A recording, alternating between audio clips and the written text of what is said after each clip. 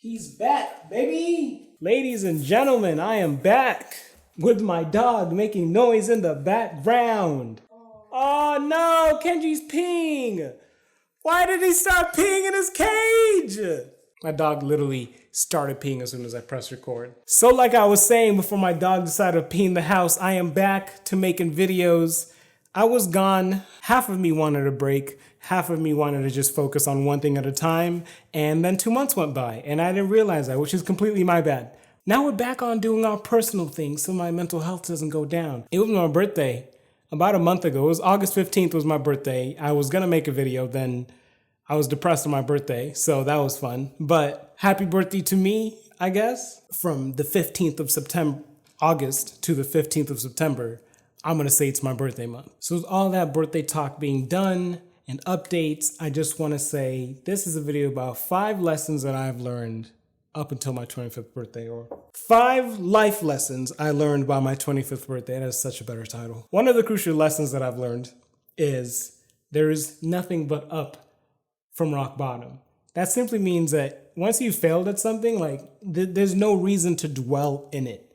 There's nothing you could do, accept it, learn from it, and start again. You could give up and change or whatever, but if you want to keep going, then keep going. But there's no reason to just dwell in it and feel bad about it, because a lot of people run from failure because they like the good feeling of success, because success isn't an easy thing. I fail every single day. I fail making a video every time. I keep telling myself I'm gonna make a video. I fail, but I'm trying to be consistent, and there's nothing but up. Nothing but up from rock bottom. That's simple. It's hot in this house. Yes. Perfect. In this point in everyone's lives, like, people feel lost, especially from their 20s, especially in their 20s. People are like, I don't know what to do. Because what I've noticed is when you're like 1 through 10, you don't know what's going on. You're just being guided, 10 through 20, you're kind of just like, all right, you're noticing your life is literally just going to be school, school, school. You hit 18, you're told, all right, you got to make decisions now. Nobody prepared you for this. So now you have to make big, big decisions about the rest of your life when nobody really talked about it. You know what they taught me in middle school and elementary school? They said, you know what, guys? Cursive is really important. Nobody told me how important knowing how to pay your taxes is, how important it is to know how to invest. I feel like that's more important than learning how to write in cursive. What I have noticed is people grow up caring too much about other people's opinions about what they should do with their own lives, right? And the only thing I have to say to that, the only lesson that I've learned is no matter who it is, whether it's your parents, your teachers, your friends, not only are those relationships going to end at some point, but those people are going to die. And once they die, say if they die before you, I know this is a little bit extreme, say if they die before you, right? Now you're living your life based off what someone else wanted, and they're not even on this planet to see you living how they wanted you to live. What is the point of that? Especially if it doesn't make you happy. If it's one thing if it makes you happy, but living and dedicating your whole life to doing something that someone else wants you to do because that's how they think you should run your life is never, ever gonna make you happy. All I'm saying is just don't live for others. They're gonna die anyways. Everyone's gonna die anyways. Live for yourself. If you want to dedicate your life to helping others, that's what I mean by living for others, but don't live for others like they don't get to live through you because they failed at something. Nah, do what makes you happy. This next lesson is a big one for this generation of phones in your face and looking at other people's goals. Your goals do not have a time limit. These days, literally, in my situation, especially tech people, you guys already know. You see some 20-something-year-old just became a billionaire or multimillionaire because they sold some app that they worked on for 10 months. Hey, that's fine. And then you have that little moment in yourself where you're like, damn, what am I doing with my life? If you have that same goal, if you have the same goal as someone who just accomplished it 10 years younger than you, 5 years younger than you, and you're feeling less about yourself, why? If you have a goal and all you want to do is accomplish it, it doesn't matter what age you do it because you've reached your goal. What I've found for a lot of people is they like the journey more than the actual destination. They like the challenges. What's that one show we watched? Halt, Catch, and Fire? I thought it was Halt and Catch Fire. Halt and Catch Fire. Whatever the case is, I forgot that I don't know why it's not recommended to every person who wants to have any type of startup, but literally these people fail through multiple years. I think it was like a decade till they finally reach their goal. of just, monetary wealth, right? But you don't even notice it. That's not even the point anymore, because even when they finally reach this monetary goal, they keep pushing and they keep trying to like challenge themselves because they have other goals. Money is always going to come if you really want to. And if you're smart enough, money will come, right? But don't put a time limit on that. Enjoy your journey, enjoy what you're doing, learn what you can, and keep it pushing.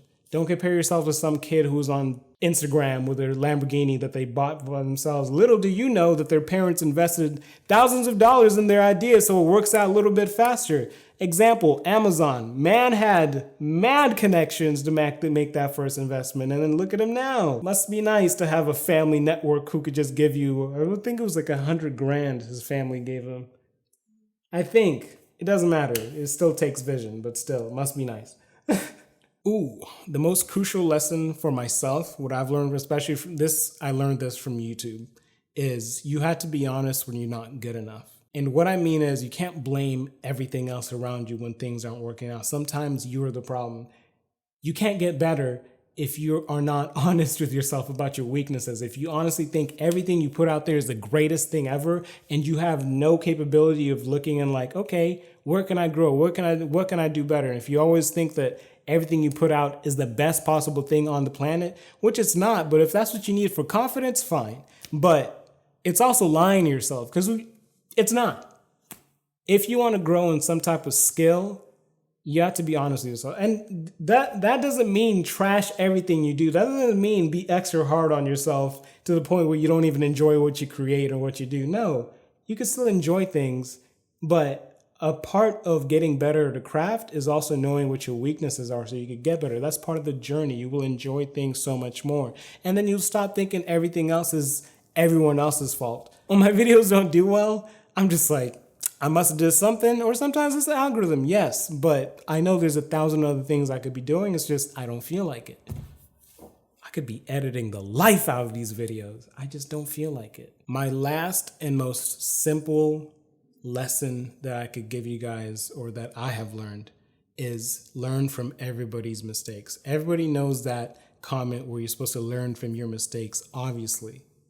It's a great benefit to learn from your mistakes. But once you realize that there are other people who are trying to go towards the same goals you're trying to reach, you could learn from what they did wrong so you could avoid those mistakes. Simple as that. I feel like a lot of people don't realize that. And what I mean by that is, if you're making videos, if you're doing YouTube, right, instead of just mindlessly going into it and saying, you know what, I'm just going to post videos for fun. You could learn the importance of thumbnails. You could learn the importance of, music, not getting copyrighted. You could learn what best works in the YouTube algorithm, right?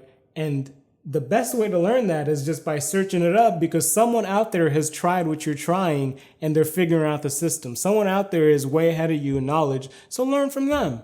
They made the mistakes, so you don't have to sit there for hours and hours or months and months and try and figure out. Same thing with tech. If you're trying to start a company, learn from other people's mistakes. Where do other people go wrong so you don't have to do the same things? Because there's no reason for you to start from ground zero, right? The more knowledge you have, the higher it is that you get to start off. Instead of starting off down here, you can maybe start off down up here, right? Or maybe even more up here or up here. And then your goal is up here, so you're even closer.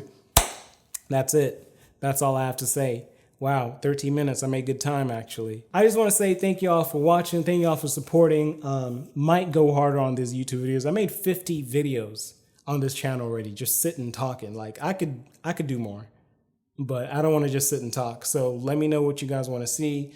Merchandise might be coming out because it's a pandemic and I need money. I have a lot of plans. I have a startup coming up. My girl, hey, come here. Don't get in the video, though. Just your hand. Just your hand. Damn, you take 10 years to get up. So we have a video.